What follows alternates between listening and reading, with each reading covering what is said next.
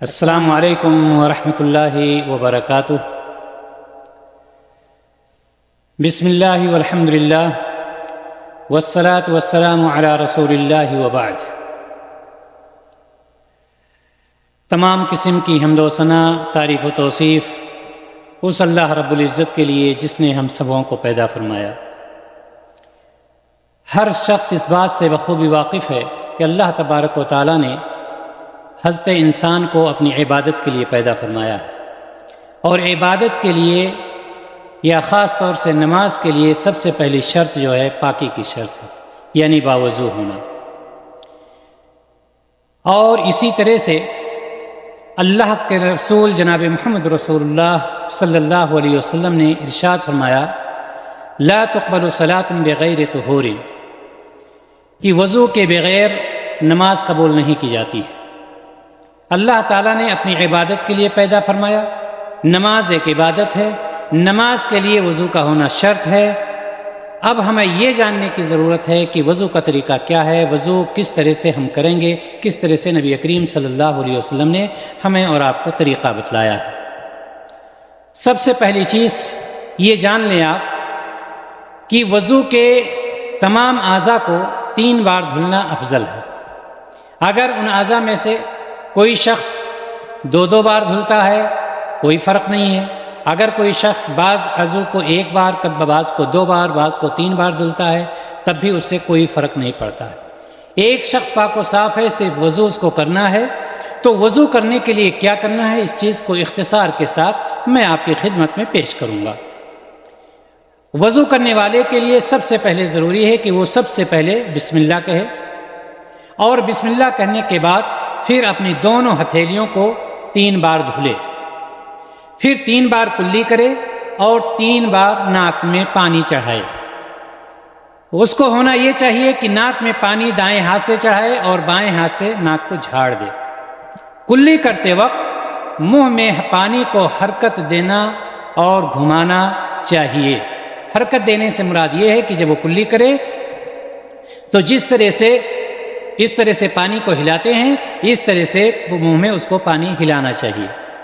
اسی طرح سے یہ بھی آپ جان لیں کہ کلی اور ناک میں پانی چڑھانا ایک ہی چلو سے مسنون ہے، یعنی آدھا چلو پانی لیا، آدھا کلی کیا اور آدھا ناک میں چڑھا لیا، لیکن دونوں کے لیے الگ الگ کر لیں تب بھی کوئی حرج کی بات نہیں، وہ بھی درست ہے۔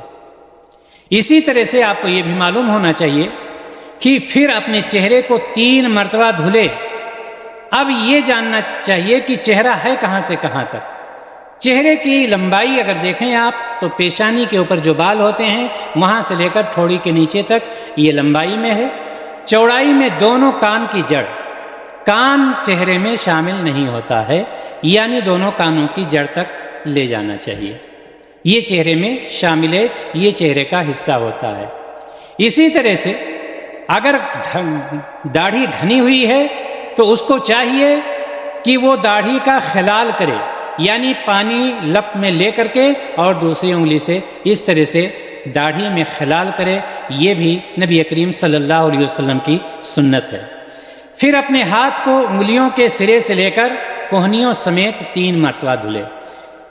ہاتھ کے سرے سے، انگلی کے سرے سے لے کر یہ مطلب یہ ہے، اور کوہنی کا مطلب یہ ہوتا ہے، یہ کوہنی ہاتھ میں شامل ہے، کوہنی کا دھلنا ضروری ہے۔ بعض لوگ ٹھنڈی کے موسم میں سویٹر یا جیکٹ وغیرہ تھوڑا سا چڑھاتے ہیں اور چھوڑ دیتے ہیں، لیکن اس کا دھلنا ضروری ہوتا ہے۔ کوہنیوں کا دھلنا بالکل واجب ہے۔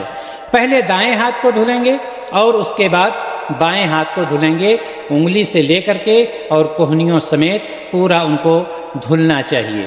اسی طرح سے پھر اپنے سر کا اور کان کا 1 بار مسح کریں گے۔ سر کا اور کان کا صرف 1 بار مسح کریں گے۔ مسح کرنے کا طریقہ کیا ہوتا ہے اور کیا طریقہ ہونا چاہیے؟ مسح کرنے کا طریقہ یہ ہے کہ اپنی دونوں ہتھیلیوں کو بھگو کر سر کے اگلے حصہ یعنی پیشانی کے اوپر یہاں پر رکھیں گے، یہاں سے لے کر کے پیچھے سیدھے لے کر کے چلے جائیں گے گدی تک۔ گدی کس کو کہتے ہیں؟ گدی کہتے ہیں جہاں پر عورتیں چوٹیاں باندھتی ہیں بال کی، اس کو گدی کہتے ہیں، اور وہاں سے پھر واپس لا کر کے پیشانی پر چھوڑیں گے، بالکل انگلیاں ٹچ ہوئی اور پیچھے چلی جائیں گی، اور وہاں سے پھر واپس آ کر کے وہیں پر رک جائیں گے۔ اب باقی رہ گیا کان کا حصہ، سر کا مسح ہو گیا۔ کان کے مسح کے لیے 2 انگلیاں دائیں ہاتھ کی، 2 انگلیاں بائیں ہاتھ کی، شہادت کی انگلی اور انگوٹھا اندر، کان کے اندر شہادت کی انگلی سے گھمانا ہے، اور وہ کان کے اوپر انگوٹھا سے، یہ انگوٹھا جو ہے نیچے سے اوپر گھما دیں گے، اس طرح سے آپ کے کان کا مسح ہو گیا۔ یہاں پر ایک چیز ہم واضح کرتے چلیں کہ بعض لوگوں کو آپ دیکھیں گے یا دیکھیں گی کہ وہ لوگ گردن کا مسح کرتے ہیں۔ گردن کے مسح کا وضو سے کوئی تعلق نہیں ہے، صرف سر کا اور کان کا مسح ہے۔ نبی کریم صلی اللہ علیہ وسلم سے سر کا اور کان کا مسح ثابت ہے، نہ کہ گردن کا مسح۔ گردن کا مسح اگر آپ کسی کو کرتے دیکھیں تو اس پر عمل نہ کریں، بلکہ اس کو روکنے کی کوشش کریں، اس کو دعوت دینے کی کوشش کریں۔ اسی طرح سے جب آپ نے سر اور کان کا مسح کر لیا، پھر اپنے دونوں پیروں کو انگلیوں کے آخری سرے سے ٹخنا سمیت 3 مرتبہ دھوئیں۔ ٹخنا کس کو کہتے ہیں؟ پیر کے سائیڈ میں جو ہڈی نکلی ہوتی ہے اس کو ٹخنا کہا جاتا ہے۔